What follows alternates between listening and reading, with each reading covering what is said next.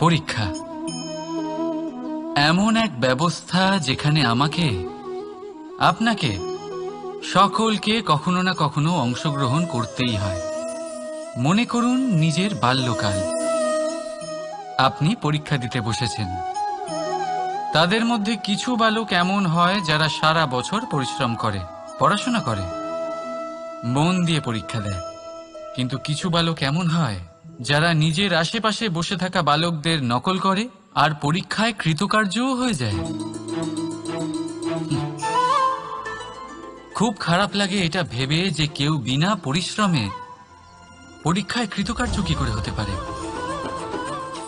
কিন্তু মনে রাখবেন, যারা নকল করেন তারা পরীক্ষায় কৃতকার্য অবশ্যই হয়ে যান, কিন্তু সফল নয়। কারণ আমরা এক বিশেষ কথা ভুলে যাই, যে প্রত্যেক মানুষের ব্যক্তিত্ব আলাদা হয়। আপনি অন্যদের নকল করে নিজের জীবন অতিবাহিত করতেই পারেন, কিন্তু যদি নিজের জীবনে সাফল্য লাভ করতে হয়, যদি নিজের জীবনে আনন্দ পেতে হয়, তাহলে মনে রাখবেন, নিজের প্রশ্নগুলোর উত্তর জীবনে নিজেকেই খুঁজে বের করতে হবে। রাধা রাধা। মানুষ যখন সাফল্য অর্জন করে তখন তার মধ্যে জাগে অহংকার। আর এই সময় মানুষ সচরাচর একটা কথা ভুলে যায়, নত হতে। সে ভাবে যে আমি কারোর সামনে কেন নত হব। আর এটা এই কারণে হয় কারণ মানুষ এক গুরুত্বপূর্ণ কথা ভুলে যায়, যে এই সংসারে, এই জীবনে সে যা অর্জন করেছে নত হয়েই অর্জন করেছে। বাল্যকালে সে হাঁটতে শিখেছে এই মাটির কাছে নত হয়ে, পড়ে। বড়দের আশীর্বাদ নিয়েছে নত হয়ে। ফসল কাটার জন্য চাষিকে নত হতে হয়, কুয়ো থেকে জল তোলার জন্য কলসিকে নত হতে হয়। ঈশ্বরের থেকে আশীর্বাদ পেতে হলে তার কাছে মাথা নত করতে হয়। ঝড়ের মধ্যে গাছ সুরক্ষিত থাকে কি করে? নত হয়। সম্মান কি করে অর্জন করা যায়? নত হয়। কারোর সামনে নত হওয়া মানে নিজের আত্মসম্মান বিসর্জন দেওয়া নয়। তার অর্থ হল বিনম্র হওয়া। আমরা মানুষ, আর ওই আকাশের উচ্চতায় পৌঁছানোর জন্য আমাদের কোনো পাখির মতো ডানার প্রয়োজন নেই। শুধু যত নত হবেন ততটাই উপরে উঠবেন।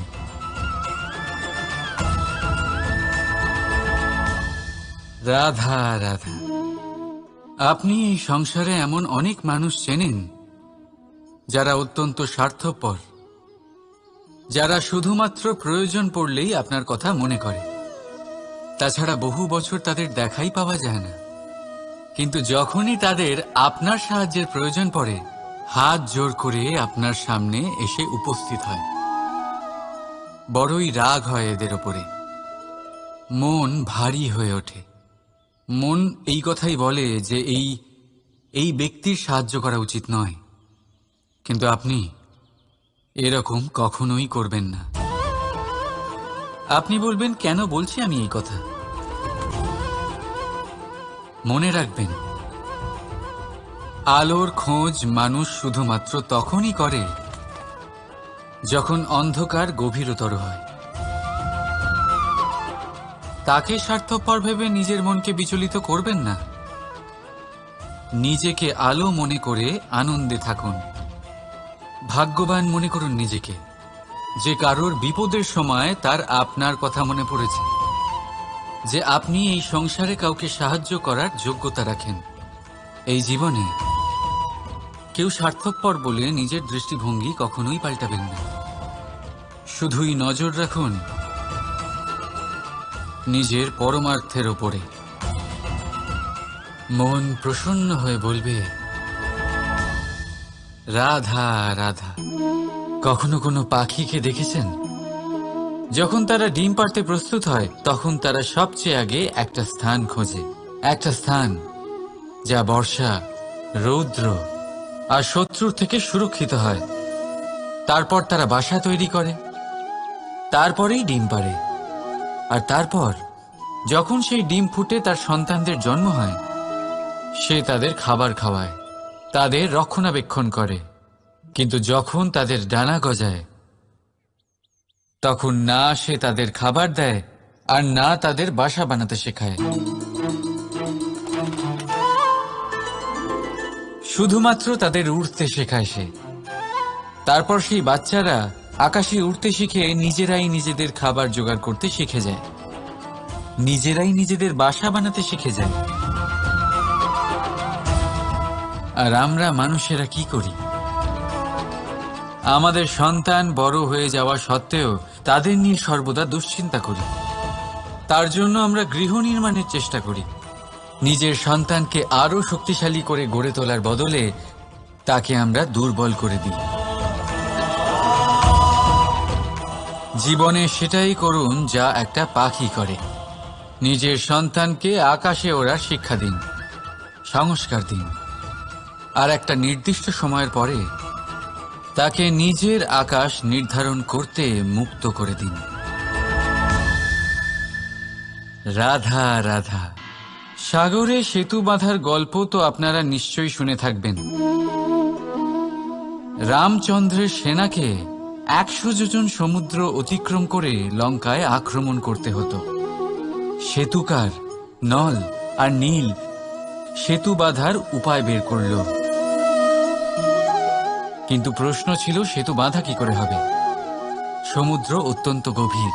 কত পাথর দেওয়া হলে এই বিশাল সমুদ্র অতিক্রম করা সম্ভব হবে? তখন এক উপায় নির্ধারিত হল। পাথরের ওপর লেখা হলো রামের নাম। আর যখন সেই পাথরগুলোকে সাগরে ফেলা হলো, সেগুলো ভাসতে লাগলো।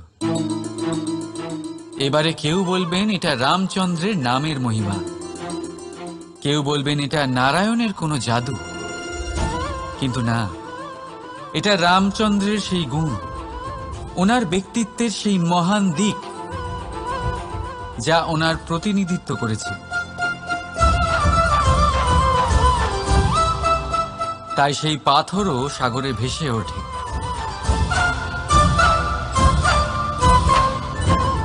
ঠিক সেইভাবেই যেখানে আমরা থাকি না, সেখানে আমাদের গুণ আমাদের প্রতিনিধিত্ব করে।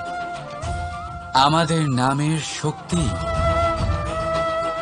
আমরা নিজেরাই তৈরি করি, আমাদের কর্ম দিয়ে, আমাদের গুণ দিয়ে। এবার সিদ্ধান্ত আপনার যে আপনার নামের সাহায্যে কেউ বিপদ থেকে উদ্ধার হবে, নাকি আপনার দুষ্কর্মের ফলে কেউ ডুবে যাবে। ভালো করে ভেবে দেখুন। রাধা রাধা।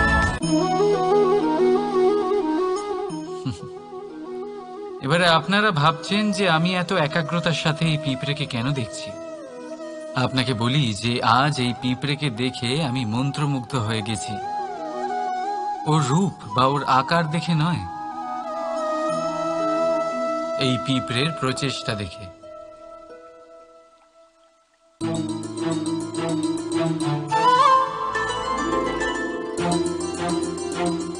আপনি জানেন, অজস্র পরিশ্রমের পরেই পিঁপড়ে তার নিজের একটা ছোট বাড়ি বানাতে পারে, যা অন্য প্রাণীদের জন্য অত্যন্ত সহজ ব্যাপার।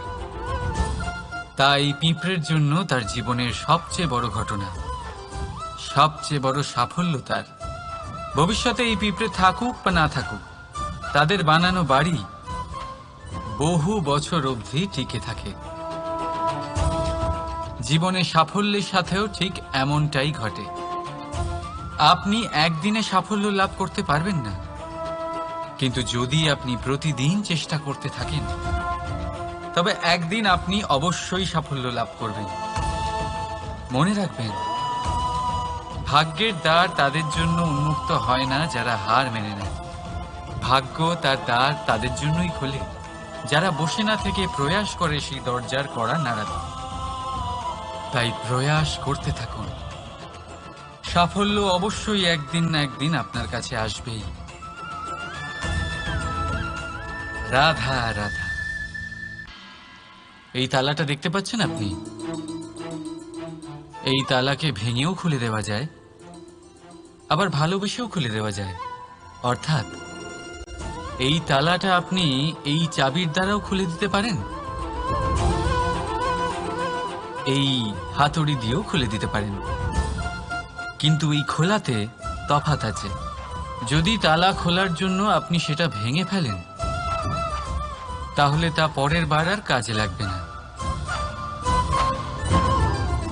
কিন্তু যদি এটা আপনি চাবির দ্বারা খোলেন, তাহলে তা চিরকাল কাজে লাগবে। আমাদের জীবনে সম্পর্কগুলো কিছুটা এরকমই হয়। আমাদের জীবনের আনন্দরূপী ধন রক্ষা করে এই সম্পর্ক, কিন্তু ভালোবেসে। যদি ক্রোধের দ্বারা এই সম্পর্ক রক্ষা করা হয়, তাহলে পরে তা কোনো কাজে আসে না। তাই সম্পর্ক সবসময় প্রেমের চাবি দিয়ে খুলুন, কারণ প্রতিবার নতুন তালা আপনি ব্যবহার করতেই পারেন, নতুন সম্পর্ক গড়তে পারবেন না। রাধা রাধা। জীবন কি? এই জীবন আমরা জন্ম নিই, বড় হয়ে উঠি, আমাদের মা বাবা আমাদের পালন করেন, তারপর তাদের অর্থ দিয়ে আমাদের বাল্যকাল কাটে, আমরা আরো বড় হই, বিবাহ বন্ধনে আবদ্ধ হই, আমাদেরও সন্তান হয়, আমরা তাদের পালন করি, তারপর আমরা বৃদ্ধ হই, আর একদিন এই সংসার ছেড়ে আমরা সকলে চলে যাই। এটাই কি জীবন? আপনার মনে এই প্রশ্ন হয়তো অনেকবার জেগেছে, তাই না? এবার একটু জলের যাত্রাপথ লক্ষ্য করুন। সাগর থেকে বাষ্প হয়ে ওঠে এই জল, মেঘ হয়ে ঝরে পড়ে সে, তারপর নদী হয়ে আবার সাগরে মিলিয়ে যায়। কিন্তু কখনো এই প্রশ্ন করে না যে তার জীবন কি, তার উদ্দেশ্য কি। প্রতিটা মুহূর্ত বাঁচে সে, আর অন্যদের যতখানি সম্ভব সাহায্য করে। যখন সাগরে থাকে, তখন অসংখ্য জীবকে জীবন দান করে। যখন সাগর থেকে বাষ্প হয়ে মেঘ হয়ে যায়, তখন চাষিদের মনে এই আশা জাগায় যে ফসল আবার ফলবে। যখন বর্ষা হয়ে ঝরে পড়ে, তখন এই শুকনো তৃষ্ণার্ত ধরিত্রীর তৃষ্ণা মেটায়। আর যখন নদীতে থাকে, তখন তার পাড়ে নানান গাছপালার জন্ম দেয়। কিন্তু ভাবুন, জল কি কখনো এটা ভাবে যে তার জীবন কি বা তার জীবনের উদ্দেশ্যটাই বা কি? না, সে শুধু নিজের ধর্ম পালন করে যায়, আর যতটা সম্ভব সবাইকে আনন্দ প্রদান করতে থাকে। সেই জন্যই জীবনে কখনো এই প্রশ্ন করবেন না যে এই জীবন কি, এই জীবনের উদ্দেশ্য কি। শুধু এই জীবন বাঁচুন, আর যতটা সম্ভব সবাইকে আনন্দ প্রদান করুন। মন প্রসন্ন হয়ে বলবে রাধা রাধা। কখনো বৃষ্টির জন্য হওয়া কাদার মধ্যে দিয়ে আপনি নিজের বাড়ি ফিরেছেন? পাদুকা পরার জন্য আপনি ওই কাদা থেকে অবশ্যই বেঁচে যান, কিন্তু সেই পাদুকা থেকে আগত নোংরা কাদার ছিটে আপনার বস্ত্রকে ময়লা করেই দেয়। কিন্তু তাও সেই ছিটের জন্য আপনার বস্ত্র ময়লা হয়ে যাবে, সেই জন্য আপনি পাদুকা পরা ছেড়ে দেন না। ঠিক সেইভাবেই জীবনে এমন কিছু মানুষও আসেন যারা পাদুকার মতো হন, যারা আপনাকে কাদার থেকে বাঁচিয়ে নেন, কিন্তু বস্ত্ররূপী আপনার মনের উপরে আশঙ্কার দাগ ছেড়ে যান। এইসব মানুষের জন্য নিজের মন ছোট করার কোনো প্রয়োজন নেই। প্রয়োজন আছে শুধু এটা ভাবার যে আপনি নিজের পা কাদার থেকে বাঁচাবেন, নাকি আপনার বস্ত্র। জীবনে গম্ভীর হওয়া ভালো কথা, কিন্তু সমস্ত বিষয় যদি গম্ভীরভাবে ভাবতে থাকেন তাহলে জীবনের আনন্দটাই শেষ হয়ে যাবে। এই সংসার অস্থায়ী। এখানে এমন কিছুই নেই যা চিরকাল জীবিত থাকবে। তাই যতক্ষণ এই জীবন আছে সন্তুষ্টি আর আনন্দ নিয়ে বাঁচুন। নিজের ওপর আগত কাদার ছিটের দিকে মন দেবেন না, শুধু আনন্দ বিতরণ করুন। মন প্রসন্ন হয়ে বলবে, রাধা রাধা।